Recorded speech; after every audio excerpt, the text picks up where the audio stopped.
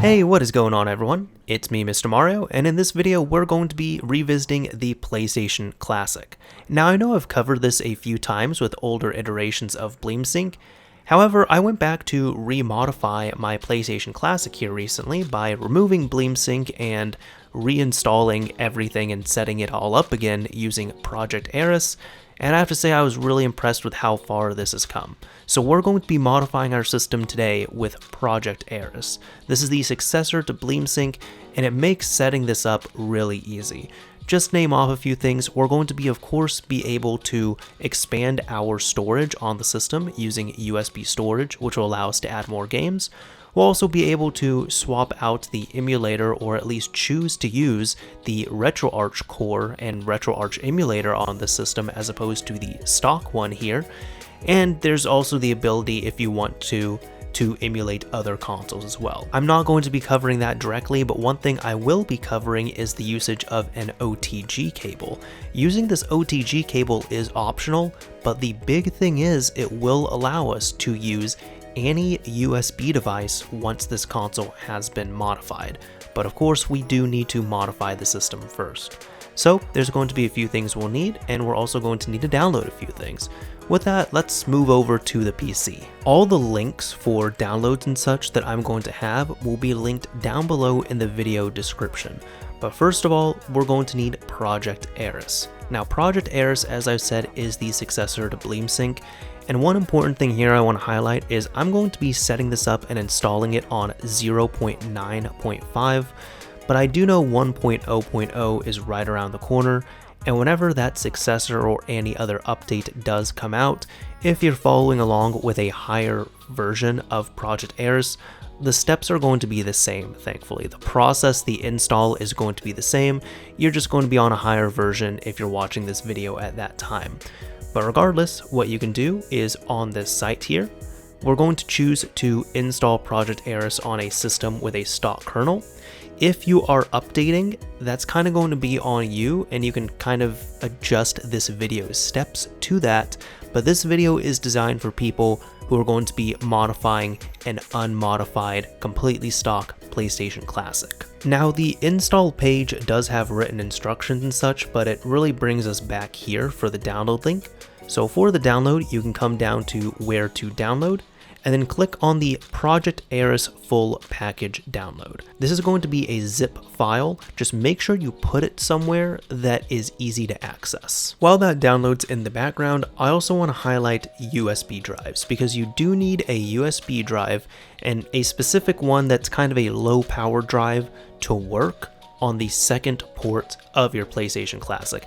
And this is really going to be the hardest part, because you might try every USB drive you own and none of them are going to work, and you don't really know until you try. So I have one specifically that works. I have a 64 gigabyte USB drive, but I'm also going to have this compatible USB drives list linked down below in the description. Now, just to note, this is not an all-inclusive USB drive list. I'm sure there's plenty out there that are not listed on here, so your mileage may vary. On top of that, it also says here at the top, most USB 3.0 flash drives work well with a powered USB hub, as their main problem is that they need more power than the PlayStation Classic USB ports can deliver. So you're just going to have to try your luck a little bit unless you have a model which is confirmed working. Now, for what I'm going to be using here, I've already purchased this USB drive, so it's in hand, and I'm going to be using this SanDisk Cruzer Fit CZ33 64GB USB drive. Now, I don't necessarily recommend you go that large on here. If you go with something like the 8GB, that will be more than enough. Again, we just need to do an initial install on a USB drive that works on the system, and if you choose to use the OTG cable, you can use any USB drive after that. But for installing, or if you only choose to use one USB drive on the system without an OTG cable, you need something that's compatible, and at that point, I've had good luck with this SanDisk Cruzer Fit USB drive. Since I've been talking about this mythical OTG cable, it's a little something like this. An OTG cable with what we're looking for is going to be a cable which is going to plug into the back of the console via micro USB, and it's going to allow us to plug in another micro USB cable for power, as well as plug in any type of USB device. Once you integrate this into your setup for a modified console, you'll be able to use any USB drive.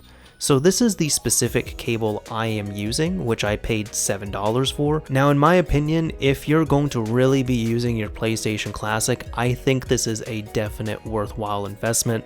It's less than $10 for this cable, and it lets you use pretty much any USB drive out there. I really don't know of any limitation on this yet. Now, you don't have to go with that particular one. I'm going to have links to other sellers and such on eBay or AliExpress, and there's going to be cheaper cables on there. Your mileage might vary on quality and such, but again, you want to look for something when you're buying an adapter or a cable that will allow you to hook the cable into the back of the PlayStation Classic, hook power up through that cable, and hook up a USB drive of some kind. Alright, so once this is downloaded, we now have Project Eris available. So for this, you just need to right-click and extract it into its own directory using your favorite kind of archiving application. I'm using WinRAR for this, but you can use 7-zip or really anything else that's going to open up a zip file. Once you have that extracted, just keep that noted somewhere, and you're going to need to grab your USB drive. So once you make sure your USB drive is compatible, or maybe you can test it at this point, I know mine works here, but we're going to need to format this. So, first of all, if you have any data you care about on this, make sure you back it up. But you do need to format this USB drive, and it must be FAT32. So you can simply right-click, go to Format, and use the FAT32 file system. Now, as you can see, my USB drive is too large to take FAT32 on here. So for that, I do have another application, at least on Windows, that I would recommend to bypass this. This is a handy program I like to use called FAT32 Format or GUI Format. It's really easy to use, and when you download it, you simply click on the photo right here on this webpage, and it will download the exe wherever you save it. Now, in order to run this properly, we will need to close out of any windows such as this. So if you have any File Explorer windows, make sure you exit out of them completely. Next up, for GUI Format, just right-click, Run as Administrator. If this prompt comes up, say yes. Now, make sure you select the proper USB drive. Mine is H, and it is my 64 gig drive. Default allocation size is fine, and the volume label you want to call Sony. And it's just like that, one word, all capital letters, quick format is fine, and then you can hit start. From here, say OK, and there we go, it's formatted. Now, if you're getting an error on formatting, it could be because you have any kind of File Explorer window open, so I was serious when I said any of these windows, make sure you close out of them because this can prevent you from formatting it. Regardless though, as you can see, we now have our USB drive named Sony, and if we right click and go to properties, it is the FAT32 file system.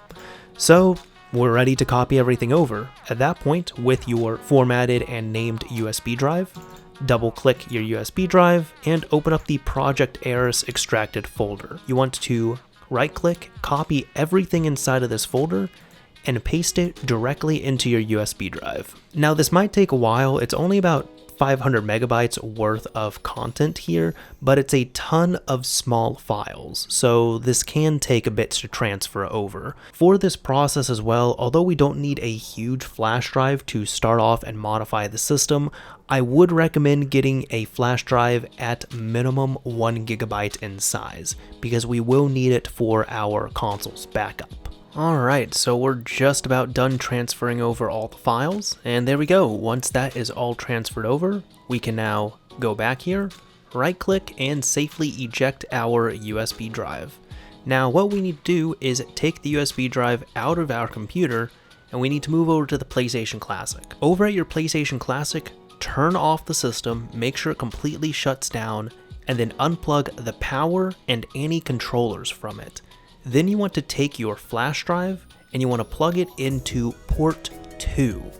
Once you have it plugged into port 2, you can plug your console back into power and HDMI. We do not need a controller for this, and then turn it on once it has enough power. So here, check this out. Your console is going to turn on like normal, but if your USB drive works just fine, we will be greeted with the Project Eris menu. Here it's going to say creating file system backup, and it will take a few minutes. What this will do is take a backup of your console's sensitive files and put them on that flash drive, so we can have a backup in case anything goes wrong. But just go ahead, let it do its thing here. It's going to take a few minutes to complete. If you notice your console's LED flashing between green and red, don't worry about it. That is just part of the process for making this backup. As long as you're on this screen on Project Eris, you'll be okay. So there we go, it's getting to the last bit of it here, at least on my system. This has taken about 3 minutes, and now it's going to restart the console. Now, if your system just turns off completely, that's fine. You can turn it back on to test that this works, and if it does, you'll come to this screen here, where it says running on FAT32 is not supported, backup USB to PC, reformat, and copy back over to proceed.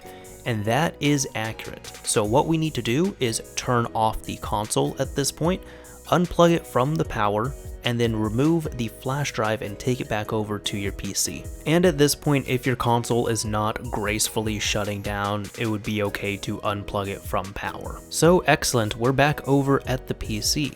So now what we need to do is come back into our flash drive, and as you can see, it is a little bit different. We just have the logs folder there, which is fine. So what we need to do is now copy all of these, so you can right click and copy all the contents of your USB drive, and I recommend creating a new folder and call it backup PSC, just something along those lines. And here we're going to transfer this back over to our PC. So this right here is just our installation plus the backup, and I'll show you where you can find that as well. At this point, you can still keep the zip file in case you need to extract it again, but this original Project Eris folder we don't need, so I'm just going to delete that. Alright, so there we go, that has been transferred over. As you can see, this is my backup PSC folder, and this is where your backup for your system is going to be. So you need to go into Project Eris, Backup, and it's going to be this entire folder right here with these 3 files. So this is going to be your important folder. This folder, this backup folder, I would actually recommend you copy it somewhere else as well too, maybe onto cloud storage, maybe somewhere else safe, just in case you need to restore this for your particular system. But you will also need this on the USB drive that you're going to be using on your console. So at this point, we now have 2 options. We can either use the flash drive that we've been using this entire time, and if you want to do that, that is totally fine. Or we can use a secondary flash drive that we're going to copy everything over to, and we would use that through the OTG cable. So if you're going to use the flash drive that you've been using this entire time, you just need to come back here, and we need to format this yet again, which is why we had to make a backup of it. So for this, you right click, format, and here we do not want to use FAT32. We can either use NTFS or exFAT. It doesn't matter what you're going to use here, just use whichever you would like. I'm going to use exFAT just because it's going to be the default. You can do the default allocation size. It still has to be called Sony, all uppercase, one word. Quick format is fine, and then you can hit start and hit OK. Once that is complete, you can go back in here, and you'll need to copy the complete contents of your backup directory. Just right click, copy, go into your USB drive, right click, and paste. Now, I am not going to be using my original flash drive, so I'm actually going to eject this, and I'm going to pop in the flash drive I plan to use through the OTG cable. This flash drive, as you can see right off the bat, is double in size, and here I'm going to need to do the same thing. So if you're going to use a USB drive through your OTG cable, a different one that would probably be bigger, again, you just right click, format. You can select what file system you want. I'll use exFAT, default. You need to call this Sony, just like that. All uppercase, one word. Quick format is fine, and we're going to format it. And just like that, we're all set up. So again, we need to go into our backup directory, copy everything that we just made, go into your flash drive, and paste it right there. Now this is going to be taking about the same time, maybe about a minute or two more, but just give it some time here. And here we go, this just finished up. So once it has, we can go ahead, right click, eject our USB drive, and now take it over to your PlayStation Classic. Now depending on the method you've chosen, if you are going to use the same flash drive and you're not going to use an OTG cable, you just take that flash drive, pop it into controller port 2, and turn on the system. However, if you have an OTG cable you wish to now integrate, you'll need to unplug power from your console and plug the OTG cable into the back of your system where your power was typically connected to. You then want to connect your power micro USB cable to the OTG cable itself, and then take your flash drive and hook that up to the USB port of the OTG cable. Once you have everything hooked up and powered, you can then hook up a controller and turn on your system. So here we go, we're turning the system on with everything set up for the first time, and if it was successful, you should come to the Project Eris screen, and it will boot through completely. So now there's a few things that we can do. First, of course, there is RetroArch if you want to check that out. If we go into Project Eris, that's just going to be the standard menu. And Emulation Station is pretty self-explanatory, Emulation Station. But let's just go into Project Eris by tapping the X button here. Now once this all comes up, as you can see, we got the carousel, and of course we have all the stock regular games because we haven't added anything.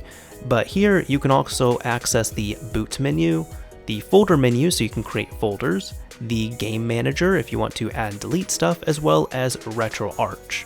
So let's get to the fun part. Let's now actually add some games to our system.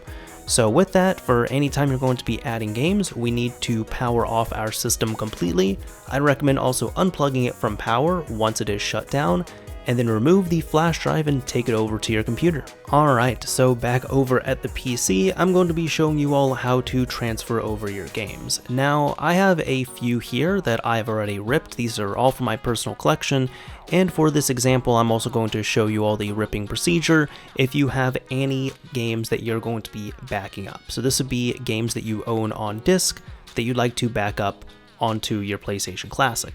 So of course you're going to need your PC and you're going to need a disk drive to read these CDs. For this, I recommend using ImageBurn, which you can simply find the link to down below in the description and click on download now to grab this. Once you install ImageBurn and open up for the first time, you'll just need to go to create image file from disk.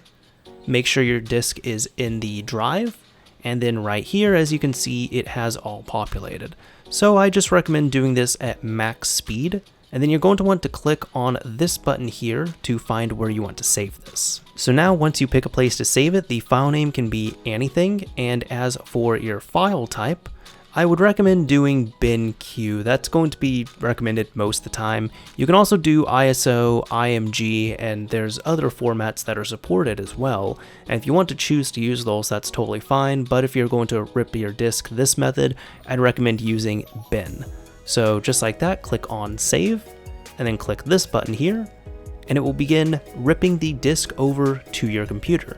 So just wait a few moments here and it's going to do the process. Alright, so as you can see, this is just now finishing up. It's just taken a few minutes to rip this over, and with that all done, we can check our folder, and there it is, Medieval. Now, it's always going to look like this if you do bin.q. You're going to have a medieval.bin and a medieval.q, and you need to make sure these two stay the exact same name. The extensions are going to be different, but the name itself, medieval, it does have to be the same. And this is also, when I'm talking about this is for a single bin type game, not a multi-bin game. So this is for a single disc game as well too. I also want to show you an example of a multi-disc game and ripping that over. So here I've got a copy of Xenogears, which is a 2-disc game, and this is disc 1. So here I'm just going to click on this button and do the same thing. For this, you can go into a folder you've made for this game, and you need to name these accordingly.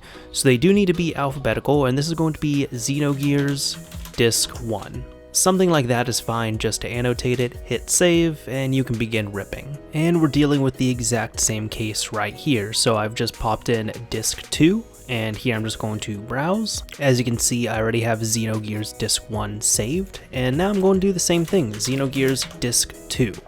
Save, and let's rip this. And this will be the last disk I'm going to be ripping here as this example. Alright, so let's finally get these games transferred over, and transferring them is super easy to do thanks to Project Eris.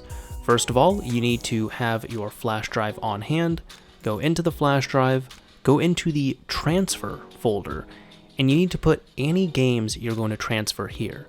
So for example, I have Medieval. You need to copy your game files, so that's Medieval, copy, and paste it directly into the transfer folder. Alright, so there we go, that's one of our games transferred. So next up, we are going to be tackling all these other 3 games are multi-disc games. So here is Xenogears, this one we just ripped over. And this is going to be important. First of all, if you're doing a multi-disc game, you need to transfer all the discs at once. That way they will be one game. And the cool thing is, it doesn't matter what you name these either. It's going to match everything up properly when we load these up in Project Eris, and it's going to build out the games on the system. It's magic how it works. It's really cool, but the naming doesn't matter as long as these are matching. But either way, for our multi-disc games, the rule is we have to transfer all the discs at once, and all the discs have to be in alphabetical order. So right here, as you can see, I've put this in alphabetical order, and disc 1 comes up before disc 2. That's exactly how it needs to be. So once you have your multi-disc game set up and named, you need to copy out all the discs, and you need to paste all of them right here into the transfer folder, and let it finish transferring. Again, this has to be all the discs at once for one game. Alright, so here we go. We now have everything transferred. Now I'm going to grab these other 2 games just so we can have some more stuff on our system. So this is another example. Both of these are 4-disc games. Now, Fear Effect, this is another example. Again, it doesn't matter how you name these, but every disc is in the same folder, and you'll look, if you look at it like this, and if you set this up in alphabetical order, this is the first one, this is the second one, this is the third one, this is the fourth one. That's how it has to be. So again, we can just right-click, copy all these once they are in alphabetical order, and paste them. And while we're doing that, let's also grab Fear Effect 2. So I'll do the exact same thing. It was set up just the same as Fear Effect 1. And it should also be a given that every single game on top of that needs to have its own individual name. So every single game, every single disc has to have its own individual name. Alright, so here we go. We have all the games moved over here or copied to our transfer folder. Once you are done transferring the games you want for now, you can just go ahead, right-click, eject your USB drive, and transfer it over to your PlayStation Classic. So once you have your flash drive plugged in and you turn your system on, when you get here, check this out. Your games are going to be added like magic. So there's Fear Effect, there's Fear Effect 2. Let's see what else we had added. There's Xenogears and Medieval is what I'm looking for. Medieval, that's it. So as you can see, it was as effortless as that. Literally copy paste the files into a certain directory, and after that it's really all taken care of. Project Eris is going to do the heavy lifting. So now let's actually talk about using the system. This is going to be kind of the final part here. So first of all, let's try one of these games. I'm going to try out Fear Effect. As you can see, it brings up this little message saying that this is a multi-disc game. Now you'll be able to change discs on a multi-disc game just like you can on any of the games provided on the PlayStation Classic itself. You can press the eject button whenever prompted, or if you can't do that, you can simply press select and triangle at the same time. And it's going to bring up the emulator menu right here. And from here you can go to change CD image, press X, and you can pick what CD you want to use. That's really only going to be when you absolutely have to swap a disc out. Aside from that, since you now have the option to check this out here, you can go into the PCSX menu and you can actually change all these settings right here which is great. So I can even exit out of this, and I will, which will exit out the game itself. And we can do that with any of the other games on here as well. Now, I actually want to go back to the boot menu because I'm going to kind of show you all the settings that I use. So first of all, when you're here, you can simply tap L1 to go into settings. And first of all, I like to actually use RetroArch as opposed to the stock emulator. It's just a much better experience and it's a lot more versatile and there's so many more things that you're able to do, which it's great. So I would recommend using RetroArch. This is completely up to you. One thing though is those save states that are made are not cross-compatible. So any that are made on the stock emulator do not work on RetroArch and vice versa. So I'm going to just enable that. And there is one other thing. Let's see, interrupt Sony boot animation. I typically do that. And disable health warning, I will disable that as well. And any of these other options you're more than welcome to change, but once you get it to your liking, you can just press start to save and reset. Press yes, and it is going to shut down your console, so you will need to physically turn it back on. Aside from that, the other thing I like to do is I like to toggle auto boot, which you can just select what you're wanting to auto boot and press triangle on that, and that has all been set up just fine. So that means when you turn on the system, it is going to auto boot into our game carousel every single time. But you can always come back to the boot menu and change that. For adding any more games in the future, if you hook up your USB drive and you come over here and you go to transfer and you freak out because there's no files in here, don't worry about that. Everything has been made and transferred specifically to how it needs to be. So the games actually live in the games directory and they are categorized right here. Now, do not touch any of these folders. Do not mess with them. If you want to delete games and such, you can do that on the console itself. But if you just want to add games, you're going to put them in the transfer folder, and once they're transferred, they're no longer going to be in this folder. Alright, so back at the system, just kind of navigating some extra things here. This is if you're using my same settings. So, for example, again, if you want to ever access the boot menu, you can simply boot it up from here. This brings you, of course, right back to this menu where you can directly access any of these three, as well as change your settings and all that fun stuff. Now, I don't typically use folders, but if you want to put some of your games into folders, there is now a folder menu. As you can see, you can create a new folder and name it whatever you want, and from there you can add and remove really whatever you want to on here.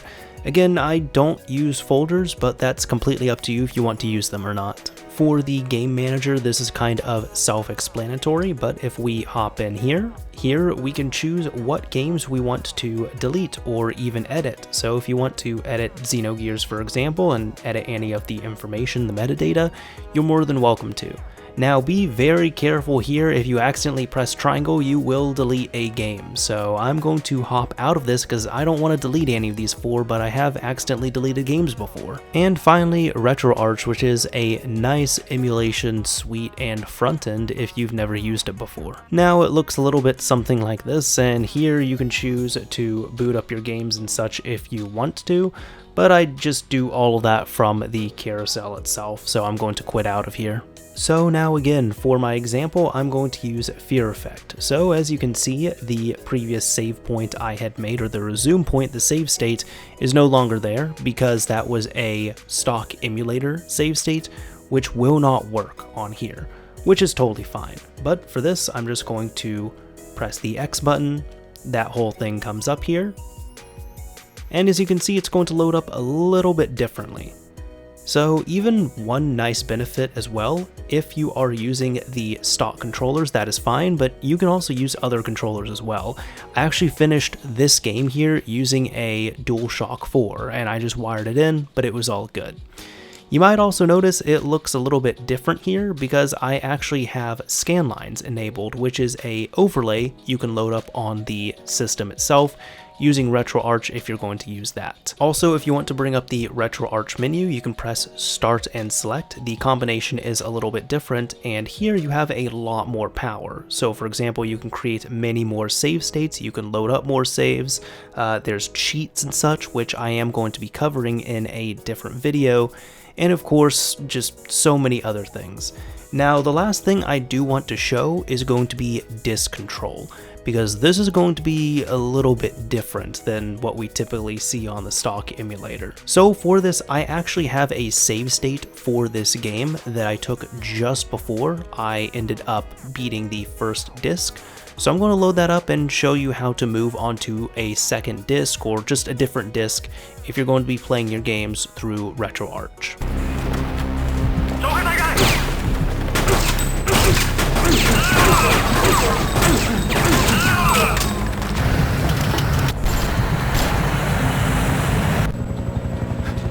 Go, go, go!